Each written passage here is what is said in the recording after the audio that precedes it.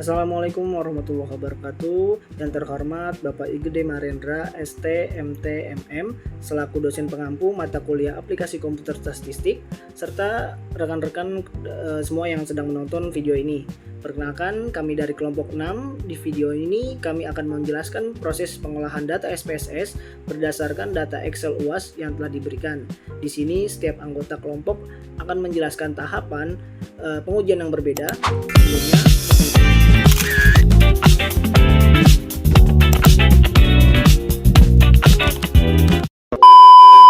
ya, baik, di sini saya akan mempraktikkan sekaligus menjelaskan mengenai uji validitas.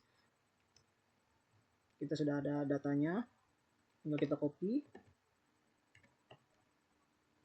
kita pindahkan di data view, kita paste, di variable view-nya name-nya ini kita rubah jadi x1.1, x1.2, x1.3, x1.4, x1.5, kemudian ada total dari x1. Kemudian desimalnya kita akan rubah menjadi 0.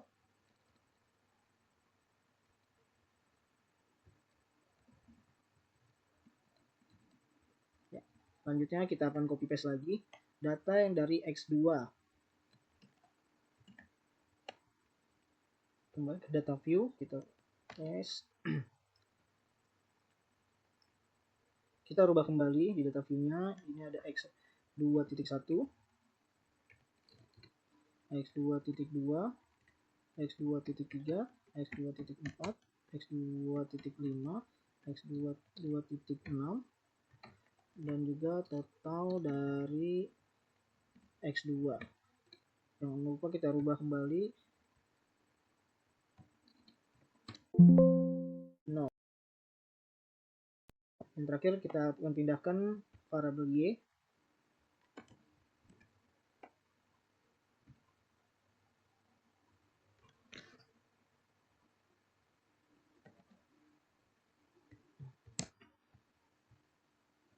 Kemudian kita ubah kembali namanya Y1, Y2, Y3, Y4, Y5, lalu total Y. Kita rubah lagi desimalnya menjadi 0.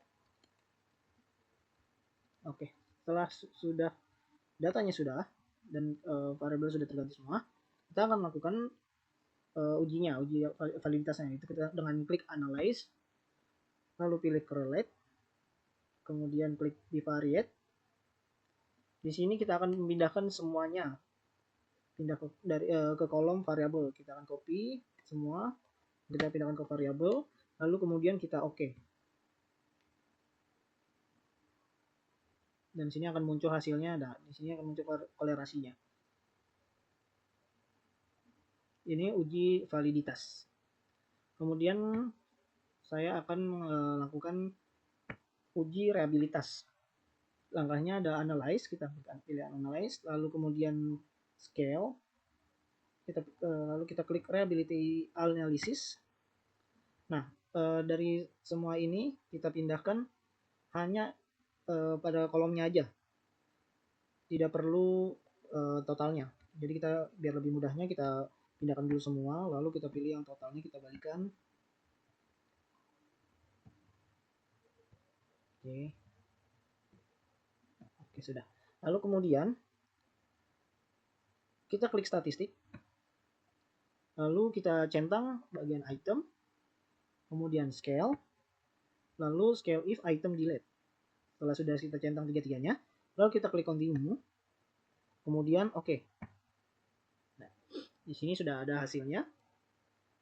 Baik, di sini saya juga sudah ada hasil interpretasinya dari uji validitas dan juga uji reliabilitas. Berdasarkan hasil uji validitas terhadap 144 responden, seluruh item pernyataan pada variabel X1, X2, dan Y memiliki nilai kolerasi R hitung yang lebih besar dari R tabel 0,16. Nah, di sini kita akan melihatnya dari hasilnya ini. Jadi totalnya itu kita lihat dari total X1.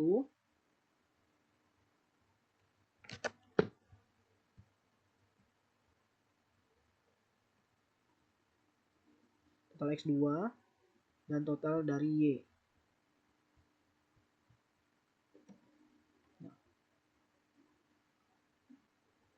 Semuanya tadi lebih besar dari 0,1 ini ya.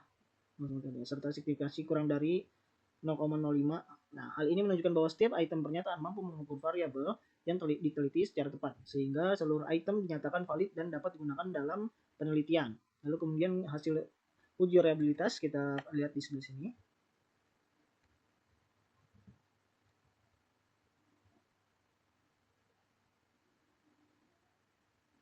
Kita melihatnya uji reliabilitas ini dari reliability statistik, di mana Cronbach's alpha-nya 0,96.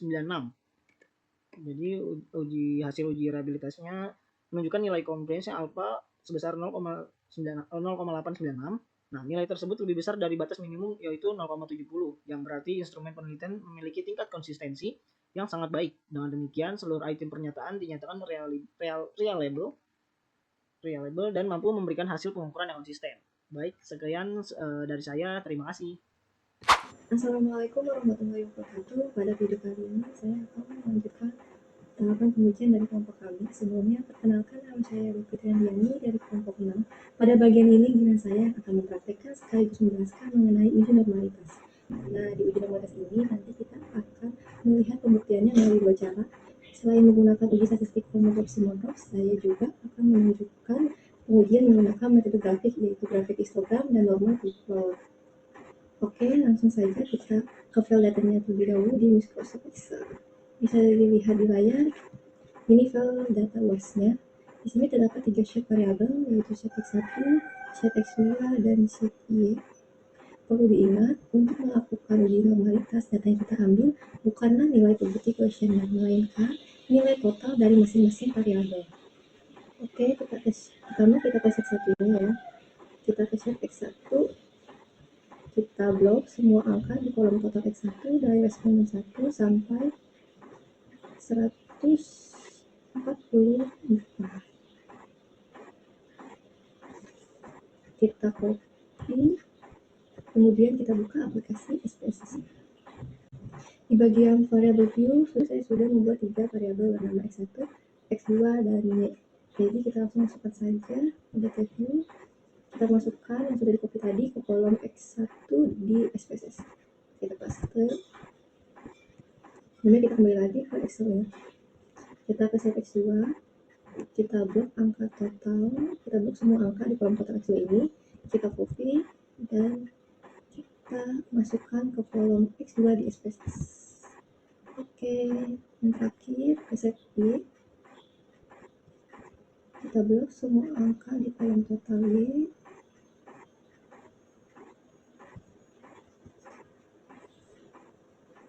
kita copy, kemudian kita masukkan ke kolom Y di SPSS. Oke, semua data total dari Excel sudah tercopy paste di data view SPSS. Langsung saja kita lakukan proses uji normalitasnya ya. Langkah pertama, kita munculkan nilai residual terlebih dahulu. Caranya, klik menu Analyze, pilih Regression, lalu klik ini. Kita masukkan variabel Y ke dependent dan variabel X1, X2-nya ke independent. Lalu kita klik bagian set untuk memunculkan nilai residualnya. Kita klik yang undersized yang di bagian residualnya ya. Kita klik undersized-nya, lalu kita klik continue, klik OK. Bisa dilihat sudah keluar outputnya, tapi kita klik ini dulu ya. Nah, bisa dilihat di layar, saya sudah muncul satu variabel baru bernama S1. Nilai inilah yang akan kita uji statistik KS-nya. Caranya, klik Analyze, pilih non-parametric test, lalu ke legal dialogs, arahkan ke execution token, klik. Tindakan yang standardized-nya, lalu klik OK. Untuk hasil uji normalitas, kita bisa lihat di tabel uang sampel pemasuk uji normalitas ini ya. Untuk dasar pengambilan keputusannya kita bisa lihat di bagian sini. Jika nilai sampel segmentasinya lebih besar dari 0,05, maka data berdistribusi normal.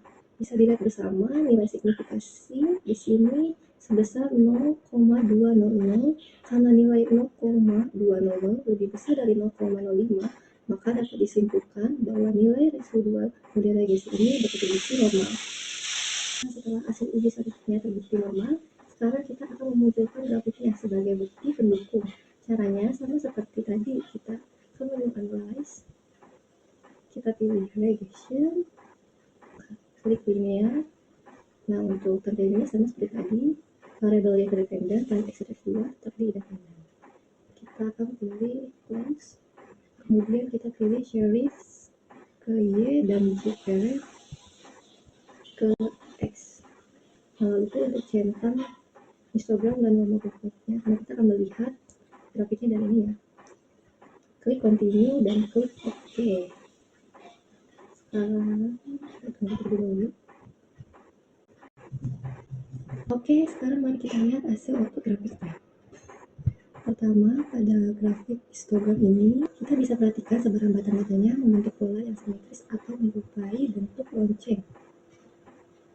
Bisa dilihat kalau puncak grafiknya berada tepat di tengah, lalu posisinya menurun secara seimbang ke arah kanan maupun kiri, serta tidak miring ke satu sisi. Pola seimbang ini menunjukkan indikasi awal kalau data residual kita sudah terdistribusi secara normal. Oke, kedua kita pada grafik normal pivot. Pada grafik normal pivot terlihat titik-titik data menyebar rapat di sekitar garis diagonal dan mengikuti arah garis tersebut. Pola ini membuktikan secara visual bahwa model regresi memenuhi asumsi normalitas. Nah, untuk interpretasi lebih lengkapnya kita bisa lihat pada lembar Word ini ya.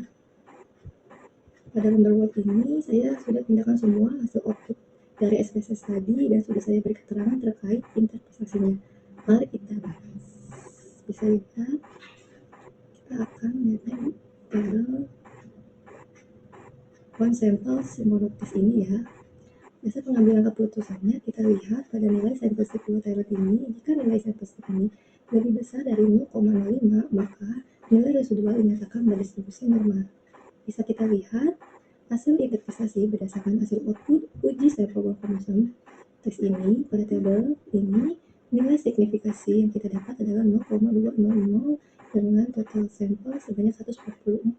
Karena sesuai dengan pengambilan keputusan, jika nilai sampel sticknya lebih besar dari 0,05, yaitu nilai kita 0,200 lebih besar dari 0,05, maka dapat disimpulkan bahwa nilai residual dalam model regresi ini berdistribusi secara normal.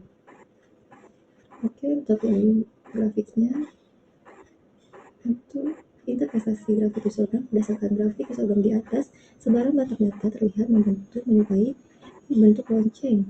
Puncak grafik berada tepat di tengah, lalu posisinya menurun secara seimbang ke kanan maupun ke kiri, serta tidak miring ke satu sisi.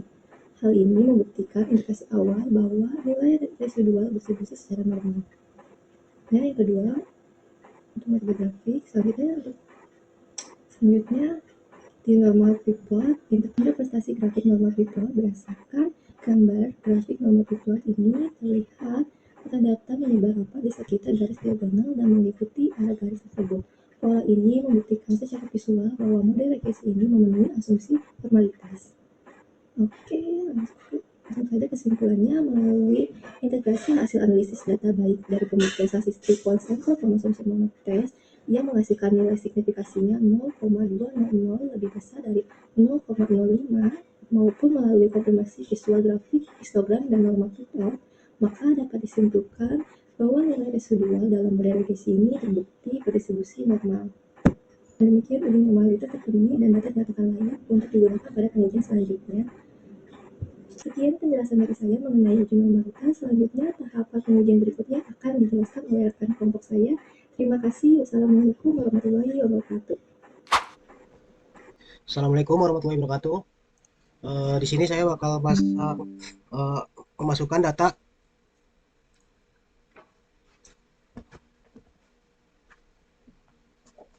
akan menganalisa korelasi dan determinasi partial dan berganda. Total datanya sudah kita copy ya, jadi kita copy langsung ke totalnya aja. Di sini kita masukkan ke data view, lalu kita paste data yang tadi sudah kita copy. Di sini variabelnya kita klik menjadi X1, desimalnya kita ubah jadi angka 0. Lalu kita balik lagi ke data yang bakalan kita masukkan, yaitu X2. X2 totalnya aja yang kita copy. Lalu kita masukkan lagi ke data view untuk dipaste di sini kita balik lagi ke variabel view dan bakal kita ketik X2 dan desimalnya kita ubah menjadi 0. Terus kita balik lagi ke total Y yang bakal kita masukkan ke data Y. Lalu kita bakal paste di di data view. Lalu kita bakal ke variabel. Di sini kita bakal tulis terangannya Y. Desimalnya kita ubah menjadi 0. Lalu kita bakalan cek uji kolerasi. Di sini kita udah masukkan datanya, terus kita cek uji kolerasinya itu. Kita klik analis, terus kolerasi, invalid. Terus di sini kita masukin semua X1, X2 dan Y ke variabel. Lalu persennya oke. Terus bakalan muncul korelasinya. Terus kita balik lagi, nanti kita bakal cek parsialnya. Caranya kita klik analis, terus kita ke korelasi, terus kita klik partial. Di sini kita masukin X1 dengan Y ke variabel. Lalu ke controlling for itu kita masukin ke X2. Lalu oke. Terus kita balik lagi ke analis, terus ke kolerasi dan partial untuk mengecek X2 dengan Y ke variabel, lalu ke X1 ke controlling for. Kita lihat hasilnya, di sini udah keluar partialnya. Lalu udah keluar hasilnya. Lalu kita bakalan ke uji determinasi. Pertama kita klik analis, kedua kita klik regression, lalu kita klik linear.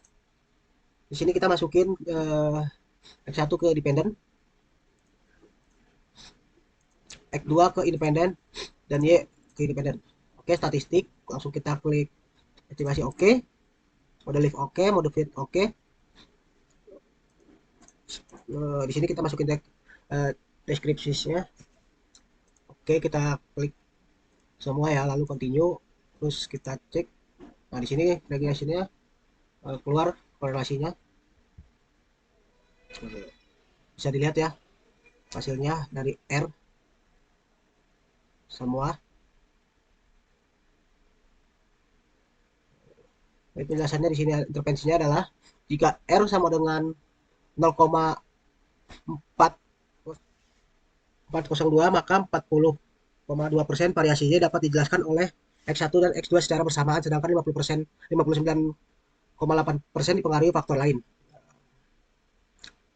Material korelasinya intervensinya jika kurang dari 0,5 maka variabel berpengaruh signifikan terhadap Y. Nilai material korelasinya yang lebih besar menunjukkan hubungan parsial dan lebih kuat.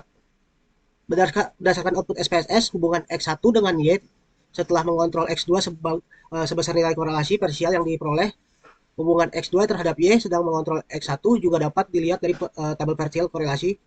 Variabel yang memiliki nilai korelasi parsial lebih besar merupakan variabel yang lebih dominan mempengaruhi nilai X. Analisa determinasinya berdasarkan tabel model Smari diperoleh R square sebesar 0,402, artinya variabel X1 dan X2 secara simultan mampu menjelaskan 40,2% variasi pada variabel Y, sedangkan 59,8% dijelaskan oleh faktor-faktor lain di luar model penelitian. Ini kita bisa lihat hasilnya.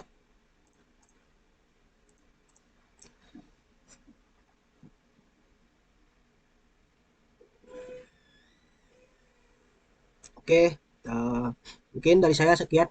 Terima kasih. Oke semua, nama aku Elisa.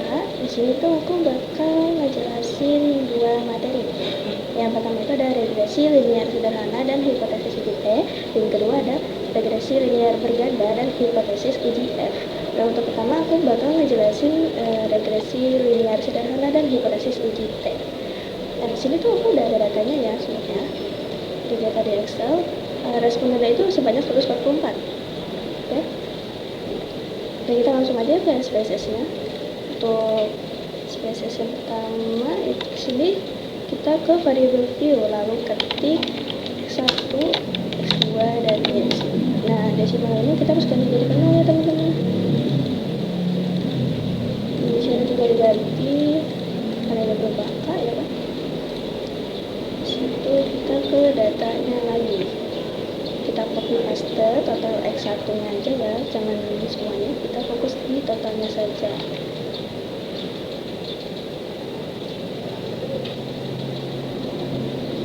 Oke, udah, kita Ctrl C, balik lagi ke sini, kita ke data view, copy paste, Ctrl V.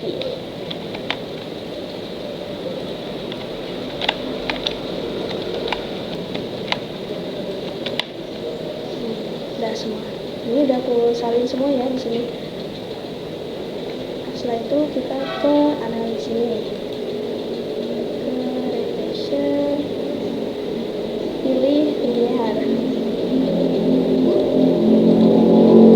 Linearnya taruh di dependent, X1-nya taruh di independent. Terus kita cek.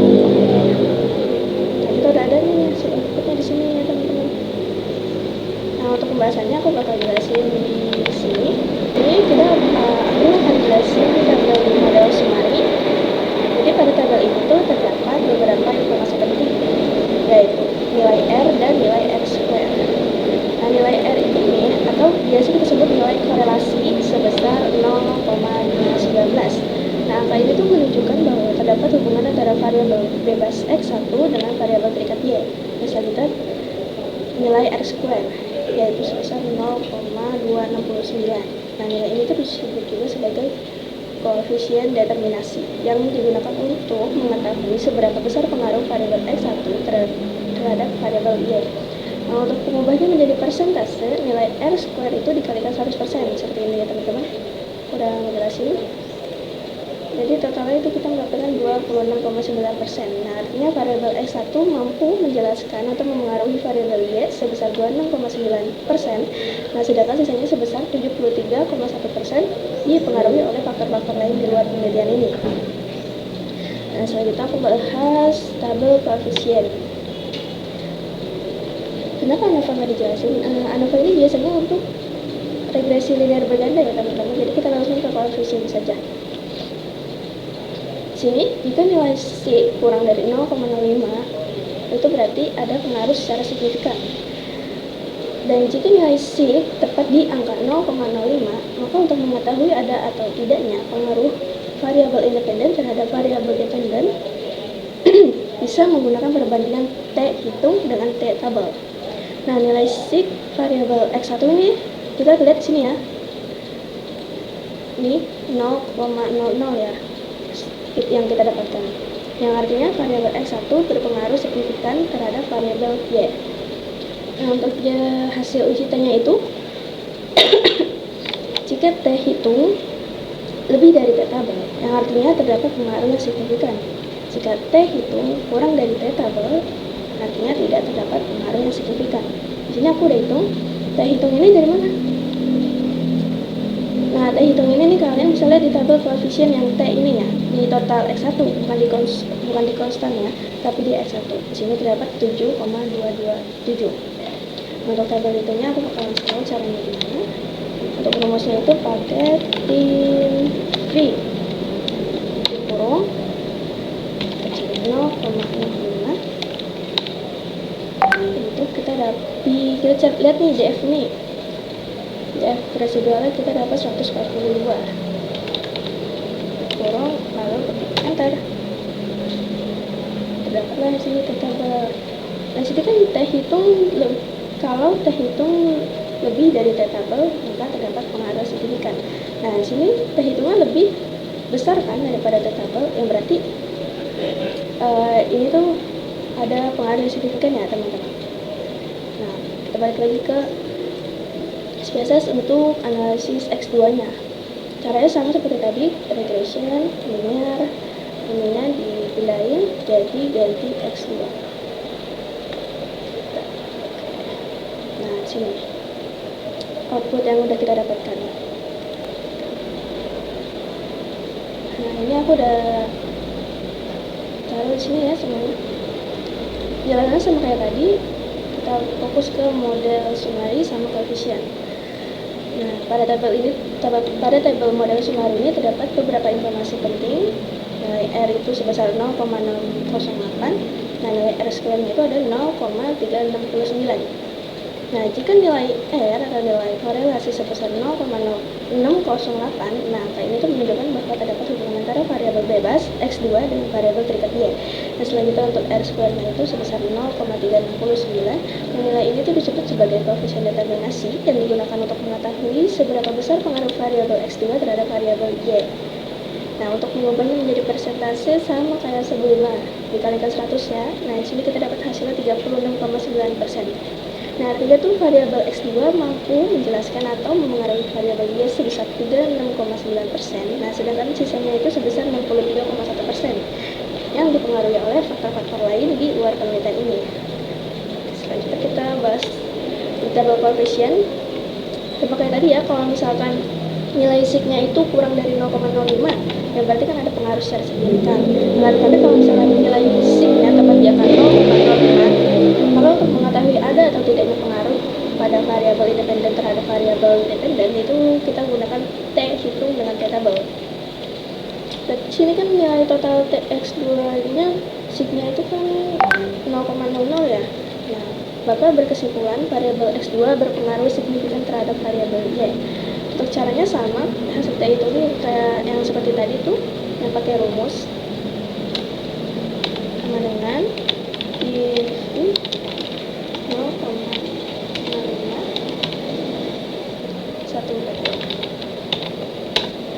Oke, kita bisa lihat di sini ya, T hitung lebih besar daripada T tabel, yang artinya terdapat pengaruh yang signifikan. Nah, sekarang aku akan menjelaskan materi yang kedua, yaitu regresi linear berganda dan hipotesis uji F. Caranya sama kayak tadi, kita ke regression, terus habis itu linear. Kita masukkan ini ya, variabel X1 dan X2 di sini. Bedanya kan kalau yang regresi sederhana itu kan kita ujinya itu satu-satu ya, tadi X1 dulu, habis itu X2. Nah, kalau regresi linear berganda itu kita dua-duanya taruh di independen ini variabelnya. Oke, kita dapat aja di sini. Nah, sini kita dapat nih outputnya ya. Oke, mari kita bahas di sini. Untuk regresi berganda, kita lihat di tabel model summary-nya dulu. Diketahui nilai R square-nya itu sebesar 0,42 ya teman-teman. Nah, berarti kan bahwa sumbangan pengaruh variabel independen terhadap variabel dependen secara simultan atau bersama-sama itu sebesar 40,2%. Kan kalau regresi linear sederhana itu kan kita nggak bahas ANOVA ya. Nah, tapi kalau misalnya regresi linear berganda itu kita bahas nih tabel ANOVA-nya. Untuk analisis output uji F simultan, nah model regresi dinyatakan fit jika sig-nya itu kurang dari 0,05. Nah, diketahui nilai sig-nya itu sebesar 0,00. Sini nih, ya itu berarti kan kurang dari 0,05 ya. Nah, artinya itu bahwa variabel independen berpengaruh signifikan secara simultan bersama-sama terhadap variabel dependen. Untuk analisis persamaan regresi berganda, persamaan regresi berganda yang diperoleh 5,937. Sini tuh kita dapat di ini konstan ya teman-teman. Nih, kalian bisa lihat di sini 5,937. Nah, untuk ini X1-nya nih 0,239 ditambah 0,386 X2 di sini ya. Nah, untuk nilai konstan yang diperoleh sebesar 5,937, maka diartikan jika variabel independen bernilai 0 konstan, maka variabel dependen bernilai 5,937. Nah, nilai koefisien regresi variabel X1 bernilai positif sebesar 0,239, maka bisa diartikan bahwa jika variabel X1 meningkat, maka variabel Y juga akan meningkat. Begitu juga sebaliknya. Nilai koefisien regresi variabel X2 bernilai positif sebesar 0,386, maka bisa diartikan bahwa jika variabel X1 meningkat, maka variabel Y juga akan meningkat. Begitu juga sebaliknya. Oke, sampai sini aku sudah membahas semuanya, aku juga sudah tutorial semuanya. Aku harap kalian mengerti sama penjelasan aku. Kita sampai di sini semuanya. Terima kasih.